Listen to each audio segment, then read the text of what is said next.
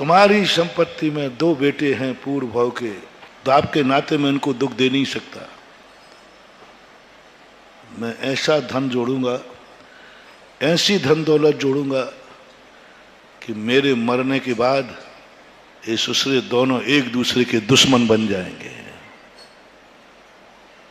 एक दूसरे के बैरी बन जाएंगे तुम्हारी संपत्ति के कारण, तुम्हारी संपत्ति के कारण, अपनी संपत्ति के कारण नहीं, जो वो स्वयं कमा रहे हैं उसके कारण नहीं।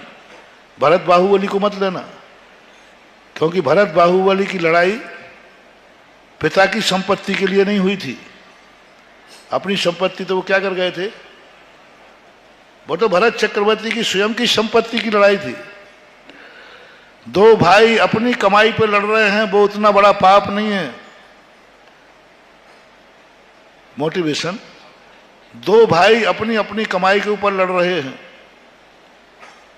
तेरी कमाई मुझे मिलना चाहिए, मेरी कमाई तुझे मिलना चाहिए। ये लड़ाई कोई बड़ी लड़ाई नहीं है, बच्चों की लड़ाई है। इस लड़ाई को कोई लड़ाई नहीं कहते। लेकिन 2 भाई यदि बाप की संपत्ति पर लड़ रहे हैं तो ये बाप तुम्हारा पूर्व का बैरी था, और दोनों बाप की संपत्ति पर ऐसे लड़ते हैं कि एक दूसरे के दुश्मन बन गए, बैरी बन गए। यहां तक कि कोर्ट कचहरी भी होता है कि नहीं?